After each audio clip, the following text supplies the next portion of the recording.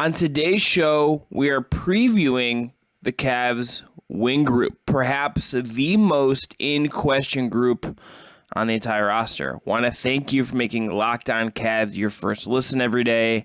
Remember, we are free and available wherever you get your podcasts. That includes YouTube. Please subscribe if you have not already. You are Locked On Cavs, your daily Cleveland Cavaliers podcast.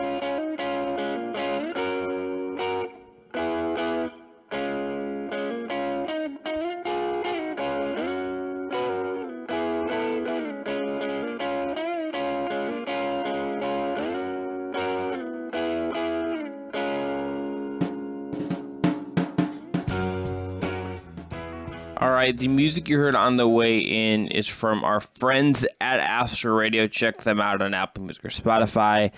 I'm Chris Manning, covering the Cavs and the NBA at large for places like Diamond UPROXX and Patience for the Sword.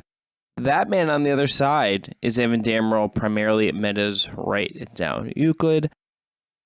Evan, we're going to talk about Cavs wing stuff today, and I think where to start is that I think if we're thinking about this group, thinking about Caris LeVert and Isaac Okoro and Cedi Osman and Lamar Stevens and Dylan Windler, this is a group to me that really has to prove that it's good, that it has depth, that there is something there. I think all of these guys have some clear flaws, and I think that's kind of a tricky place to be. And there's less pressure on them post-Mitchell trade in a lot of ways.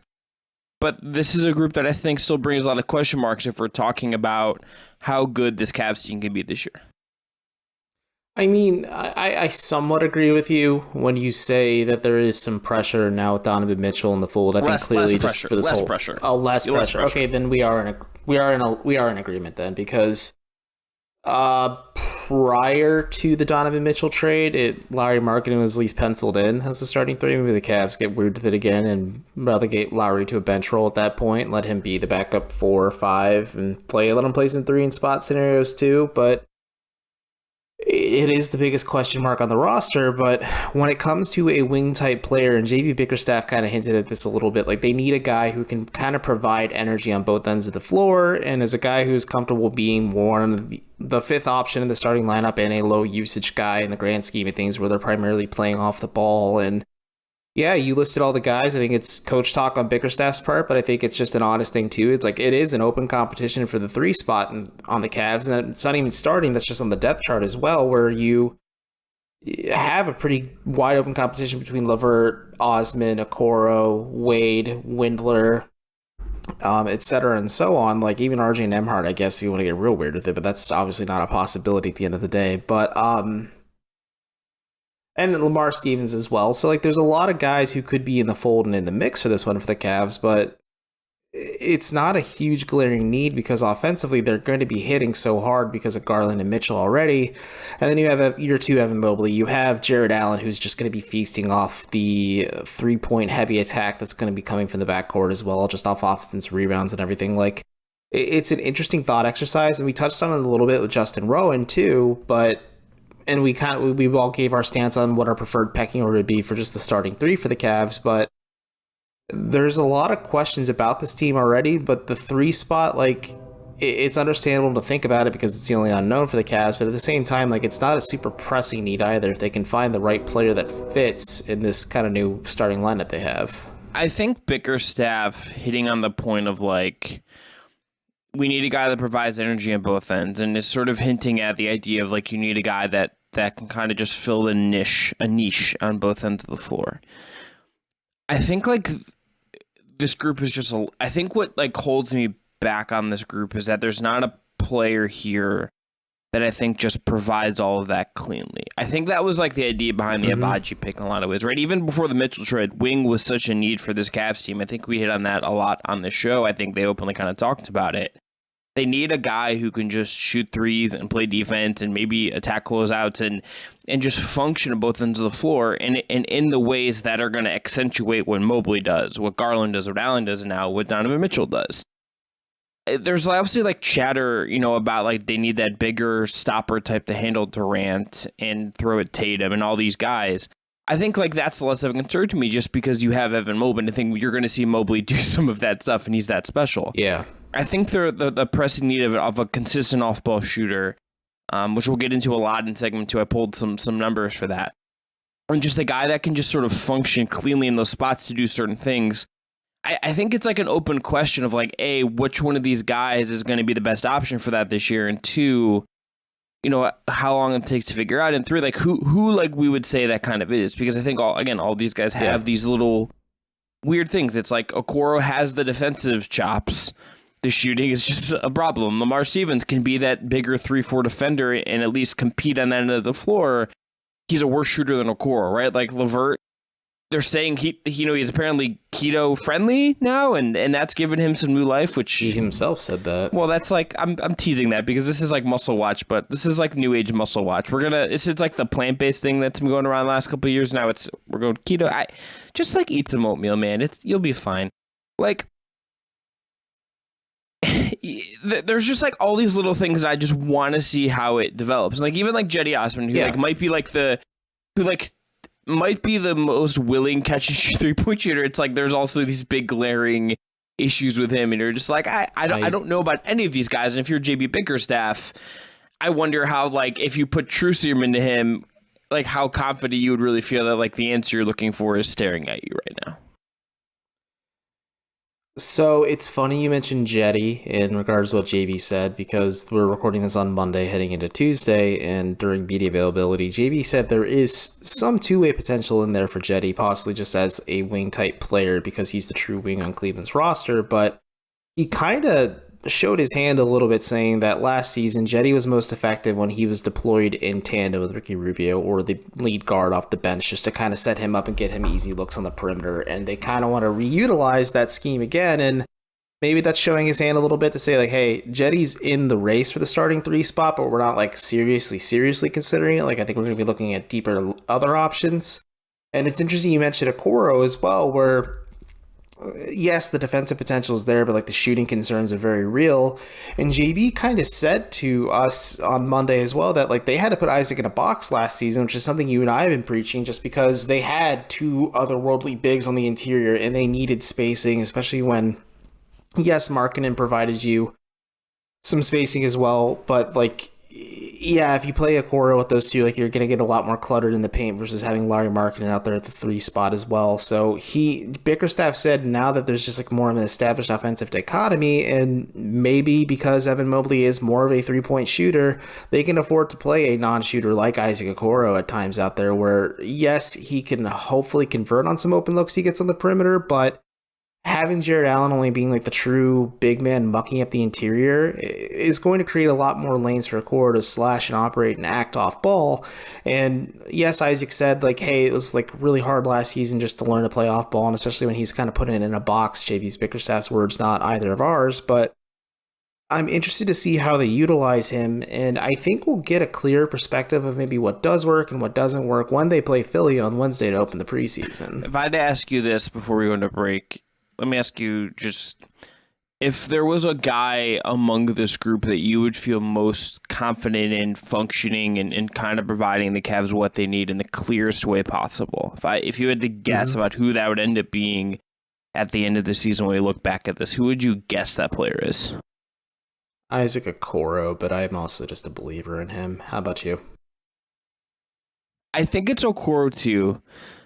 But, like, would it surprise me if it's, like, Dean Wade? No. Would it surprise me if, like, Caris LeVert figures some stuff out and, like, there's a functionality to LeVert that we're not seeing? No. I think it is... The coward's answer also is the Cavs just swing a trade to get a wing-type player using some of that back-end salary they have on expiring contracts. That's it. Like, if there is another player... If there is another someone they can get via trade, flipping with some of these contracts, whatever it is, that's probably like the easiest answer. Or else Okoro is the option that makes sense, I think, because he's the one where you can look at him and say there's development still to come here. A guy still improved. It's, I think, overstated that guys when they hit 27, whatever, don't improve. But I think like the bigger jumps obviously have historically have happened when you're younger. This is year 3 for Okoro. This is kind of when we're going to find out what he is in a lot of ways. And it's, if there's a leap to come, it's like you would think it might be him, maybe Wade, maybe Lamar Stevens figured out how to shoot. But these are question marks, I think, bigger than anything else. Okay. After the break, we're going to get into the catch and shoot part of this, because the offensive function of these wings, I think, is one of the biggest questions I have in terms of what they'll do, how they'll perform in these roles. We're going to run through some numbers, run through sort of what that would look like in a Donovan Mitchell award, because arguably I think maybe the catch and shoot need, it looks a little bit different now with Mitchell in tow for the Cavs offense. But first, going to tell everybody about our friends at Built Bar. If you haven't tried Built Bar Puffs yet, you are depriving yourself of one of life's greatest joys. And guess what? They have a new flavor. It's the amazing cookie dough chunk puff. They have a light and chewy texture, real cookie dough chunks, and of course, like all Built Bars, they're covered in 100% real chocolate. All of the joys of eating cookie dough without the hassle of making it, plus it's healthy for you. Cookie dough chunk puffs are only 160 calories, and they have a whopping 15 grams of protein in them. Type in your internet browser really fast and go to Built.com to snag a box for you and the family. It will be the perfect treat. Or you can find a really good hiding place and just hoard them for yourself. Like all Built Bars, the new cookie dough chunk puff is covered in 100% real chocolate, and they also feature collagen protein. All Built products have collagen protein. Your body absorbs more efficiently and provides a ton of health benefits. You're going to love the new cookie dough chunk puff, whether you need a snack for your workout, a late night treat, maybe a mid-game at Rocket Mortgage Fieldhouse Arena if you're one of us. Built is the perfect protein bar, and they taste better than a candy bar. Ditch the calories, the fat, and the sugar. Grab a Built Bar. Go to Built.com, use the promo code LOCKEDON15 and get 15% off your order. Again, that promo code is LOCKEDON15. Okay, back here in Locked On Cavs, I'm Chris Manning. That's Evan Dammarell. Evan, let's run through some catch and shoot numbers. Sure thing. Cedi Osman last year, 4.3 attempts per game, 34.9%. Caris LeVert, this is the weirdest one. 40.6% on 1.6 attempts per game overall, 44.4% on 1.9 per game with the Cavs. That's in 19 games. This is wildly out of line with the rest of his career. If this is like a new Caris LeVert, that's a big deal. If it's just like a weird little blip, I would probably lean that that's the case. Then he goes back to just being kind of as a shooter. Isaac Okoro, 36.8% at 2.1 per game. That is under 1.3 made per game, but a jump from his rookie year. Dean Wade, 36.2% at 2.7 attempts per game, and that's with him having a low corner 3 percentage. I think he should be good at this. By comparison, Lauri Markkanen last year, 37.1% on 6 attempts per game, so a big jump in volume there. And Kevin Love was at 38.8% on 5.3 attempts per game.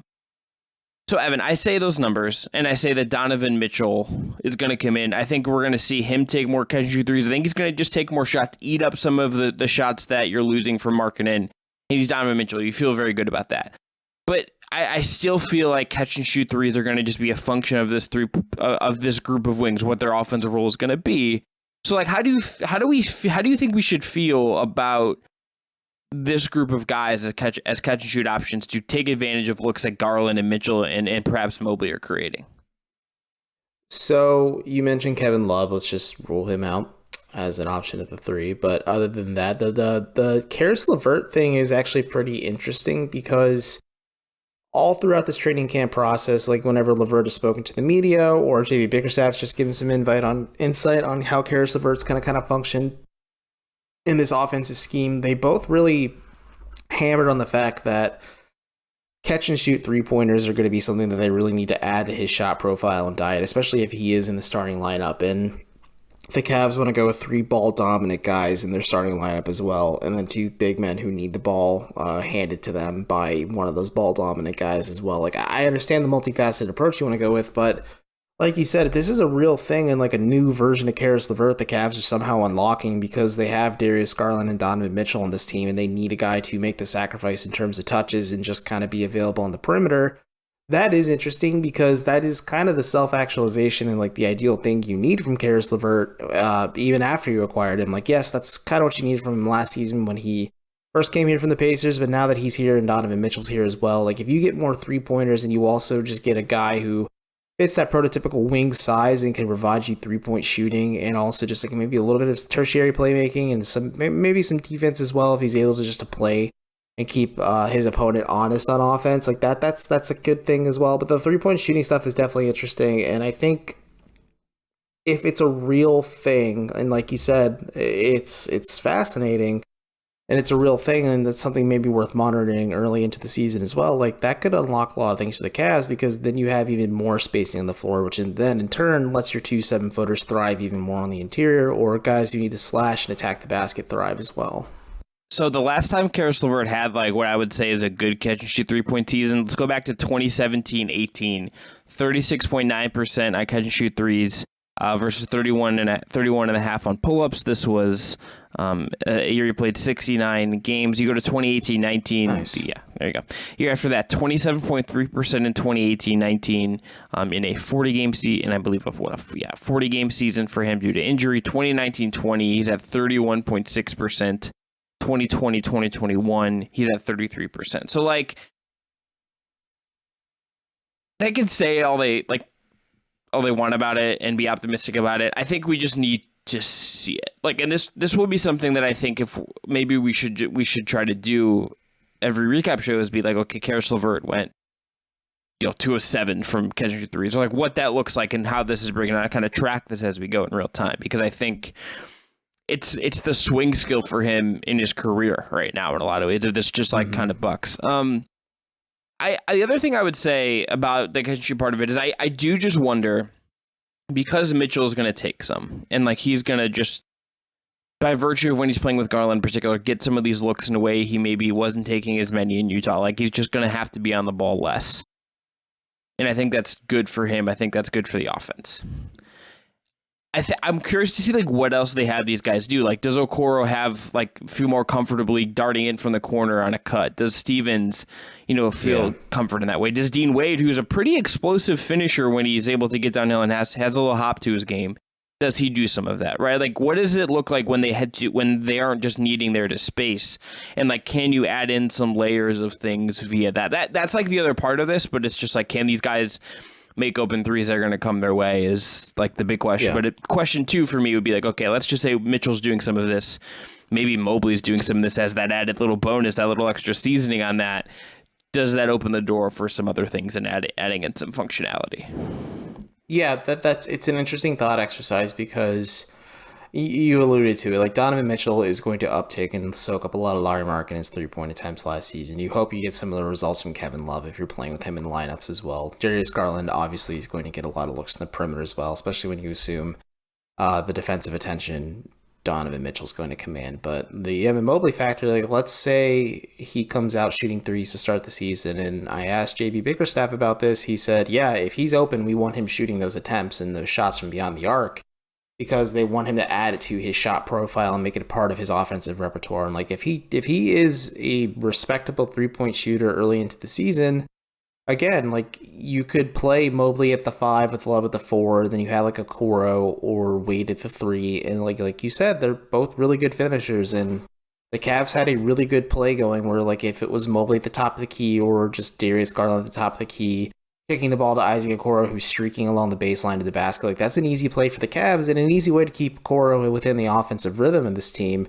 And those are ways to get him looks at the bucket, especially if defenses don't respect him from the perimeter, or if he's just not a good shooter to start the season and he's still trying to find his footing out there. And LeVert, in a sense, can capitalize off that too, because he does do well at the creating rim pressure. And like you said, Dean Wade is a pretty explosive finisher too. So like, that's an interesting lineup as well, where if the Cavs just want to go super big, and let's say they play, let's just say it's Mitchell at the point, and then you have like Okoro, Wade, Love, and Mobley, or you can slop somebody else in at the 2, whether that is like Halu Neto or Ricky Rubio when he's healthy as well, whatever you want to do. But either way, like, there's a lot of interesting wrinkles in that lineup where it's a lot of pacing, spacing, and interior pressure, where the Cavs would certainly look a lot more balanced on both ends of the floor if they're able to kind of hit that apex where everything is just clicking on every cylinder. Yeah, for last year, for context, Mobley was 25.9% on catch and shoot threes.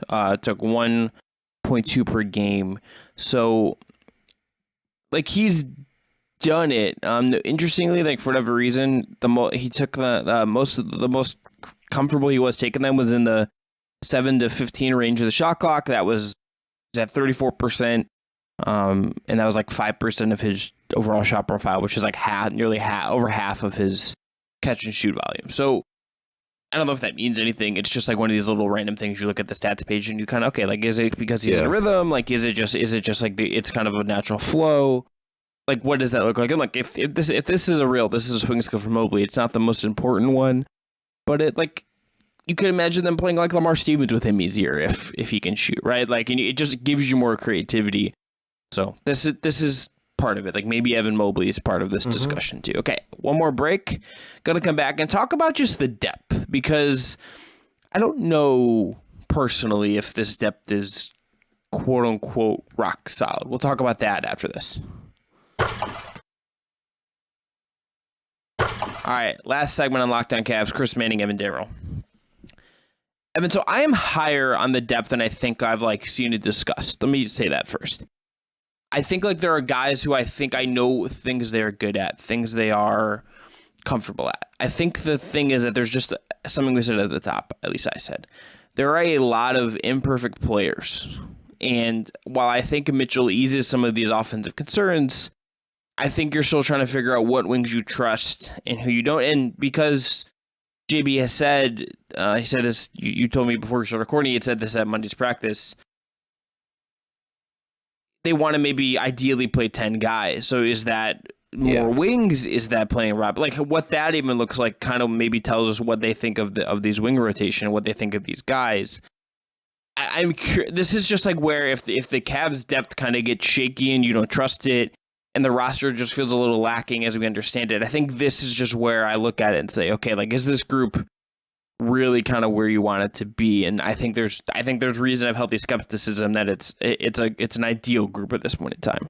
So it's an interesting spot the Cavs are in because, this wing rotation they have has some clear skills and needs the Cavs kind of have on this roster in terms of this wing depth, but they're flawed. It's not perfect. I think that's okay, though, because they have the benefit of bringing in Donovan Mitchell. He is going to give them a huge shot in the arm offensively, and if you believe what he's saying, and if you're drinking the Kool-Aid a little bit, like, he gives you at least some type of effort on defense, or at least he's a respectable player. Like, there's something there for the Cavs, and like, I think that makes them a lot more balanced on both ends. And like, this is a point that I'm starting to like kind of like just think tank in my own head. Like, the Cavs could be a very balanced team this season, and probably one of the most balanced teams in the league just on offense and defense if everything hits right. But again, what we talked about in the first segment, maybe you take Cedi Osman and you take Caris LeVert's contract and you combine those two with some future picks to go get a wing player that can just kind of completely answer your issue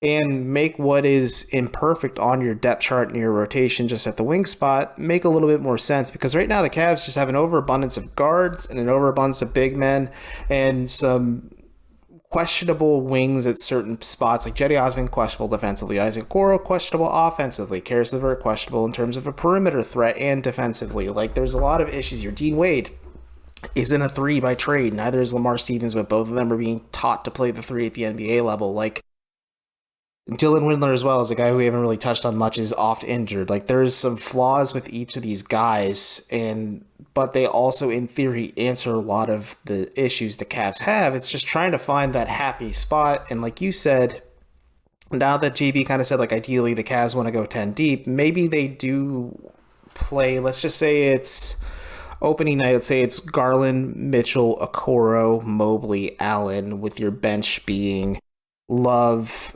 LeVert, Neto, and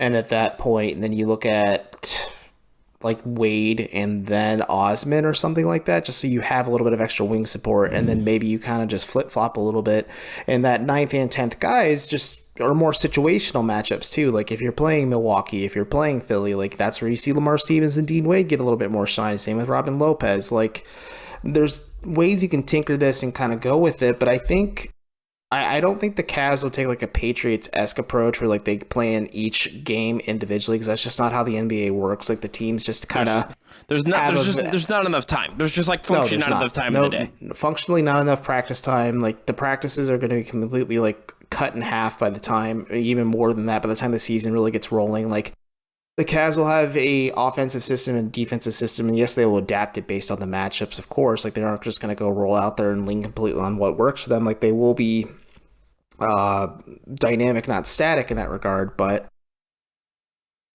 the Cavs could also just deploy like every now and then, like, hey, this is a different matchup for us. Like, we're facing Giannis Antetokounmpo today. Hey, we're going to put Dean Wade in the starting lineup and let him just be a bigger body to kind of slow him down, and then replicate a little bit of what you had last year with Lauri Markkanen, where you just had so much length on 3 through 5 at the 3 through 5 spot that it's just a little bit more functional, and then you maybe go back to the drawing board and look elsewhere when you look at your next opponent like that. But maybe not so much flip-flopping, and then eventually you just find something that works. And you kind of iron out these kinks 15, 20, 25, 30 games into the season. And then hopefully by the All-Star break, you have a pretty clear idea of what you are as a team. And you also kind of have this tricky 3 spot figured out. The last thing I think I at least feel like we can say on this is, this was obviously a need they felt they needed, a good position group they needed to add to. This is why the Ochai Agbaji pick made sense. It's why, like, he is someone that it's the kind of template of player you're looking for, I think, in future drafts. If there's like an Ochai Agbaji of the 2024 NBA draft, that's the kind of player the Cavs like might be looking to draft in that position a couple years from now. It's also why they're linked to Jay Crowder in trade rumors too. Like, yeah, chemistry-wise and mood-wise, Jay Crowder could really rock the boat, but like what Jay Crowder could provide you helps you at the wing spot quite a bit. The other component of that is like, look, this is the reality of when you assemble a team at this level and you have Donovan Mitchell and you gave up stuff to get him, you have Darius Garland and you have Evan, like you've hit on certain things and you've not hit on others, and you're also just like you've spent money in certain ways, right? This is just the reality. I think you get into team building, like all of these teams that are trying to level up. Like every team in the NBA has something that you're just like you can feel a little bit unsure about, right? Like you look at like a team like Boston, for instance. Like there's obviously other concerns going on there, but it's like, can Al Horford and Robert Williams, considering the age of Al Horford, the injury concerned with Robert Williams, like is that a big man rotation that's going to hold up? You know, you look at Miami, it's like, okay, like do they have the perimeter defense aside from Jimmy to really kind of handle some of these things? Like there are just, every team is going to have questions, and for the Cavs, I think it's just very particular. We look at if you look at point guard, you're like, Darius Garland's a descending all-star. Feel great about that. Donovan Mitchell, in his prime all-star. Feel great about that. Evan Mobley might be the best player in this team in like 2 years and is a potential superstar. He's great. Jared Allen is like a very, very good center who's an all-star last year and is only 24 years, I believe 23, 24 years old. Like, this is the spot on the floor because like the Okoro pick didn't work out perfectly, because LeVert's kind of a interesting fit. Like Jetty's, you know, maybe just hasn't worked out the way the Cavs don't hope. That this is the position group that just hasn't worked out totally, and that just kind of leads you to this spot where it's like, okay, let's just see who can prove it. Let's see who kind of figures it out or doesn't, and what does that set up? What is the wings this year? Because like LeVert's playing for a contract. He's in a contract year. Okoro was extension eligible after this year. Dylan Windler, the last year of his rookie contract. Jetty Osman, the last year of his contract after this one is a non-guaranteed year. And if he's not part of the plans, you can bet your bottom dollar they're probably just going to say bye-bye and like let him go and just go spend that money elsewhere. Yeah. All these guys are also in flux, and that makes this just such like a who fits into this as it's ascending before it's really, really at the idea, probably at the highest level it'll get to a year or 2 years from now. It makes it just such an interesting thing, I think, for us to track this year. It really is. And to your point, like every team in the NBA, maybe except the Golden State Warriors, truly have like the Warriors, maybe it's the lack of depth on their team at some positions, but like they have a lot of young guys that are waiting the wings too. But like the Warriors feel pretty close, at least too perfect in terms of a starting 5, 1 through 5. And other than that, like every team has their flaws and their issues, and the Cavs are no exception to this. Like you said, like if you want to make a power move and become a serious player, especially in a very strong Eastern Conference, you got to crack a few eggs to make an omelet. And your omelet's Donovan Mitchell, Darius Garland, Jared Allen, and Evan Mobley flavored, because not many teams have a pseudo big four on their roster. I see you making a face about my omelet comment, but either way. I just now want to know like what's your go-to? You have like a go-to omelet? So it's a confession time. I don't like eggs very much. Wow, this is way too many eggs. Like in high school and in college, especially in college when I couldn't afford much food otherwise. So like to the point where like it just makes my stomach feel a little sick sometimes. But like if it's served with breakfast, I'm not going to say no to it. But I'm also not like going out of my way to make eggs every day kind of thing. And like omelets to me can either be good or heavy. So people can flame me on Twitter in the comments below. But especially if you get to this point. But big I'm a big egg guy, so this is concerning. This is concerning for me. Chris, Big Egg Manning is your new nickname. Love an over easy. Love a poach. Love some scrambled. Love an omelet of all kinds. Love a Southwest omelet. Maybe an omelet with some chicken breast in there. Up that protein number. Can't really go wrong. That just feels like way too much chicken in one meal right there. But either way, all about them gains, brother. Okay. As long as you're not like Eduardo Savern and feeding chicken to the chicken in the common room. But either way, this Cavs team does have some issues at the wing spot. I think they will iron it out. And if push comes to shove, like I said with Justin Rowan when he was on the pod, this is a very patient Cavs organization. I don't think they're going to overreact. They have plenty to figure out between Mitchell and Garland already, and also just like what they have with Evan Mobley and Jared Allen as well to figure out that stuff. And then the wing stuff, yes, that is a concern. I would be remiss of them not to be focused on that as well. But to Chris's point, like this is a collection of talent that has their flaws individually, but they could maybe provide you something where in situational based matchups, like they could work for a little bit, and then maybe a player that isn't a jerk like Jay Crowder becomes available on the wing for the Cavs, and they can kind of make a swing for it and buy low on them and just round out this 5-man rotation. The Boss Man 99 hive's gonna come for your soul at some point. You can buy his apparel online. It's all Boss Man 99 themed. All caps, baby. All right, that's going to be it for today's episode of Locked On Cavs. We are going to be back tomorrow looking at ahead to the Cavs' first preseason game against the Philadelphia 76ers and analyze what we're going to be watching for in that game. Hope you tune in for that one. Again, thanks for making us your first listen every day.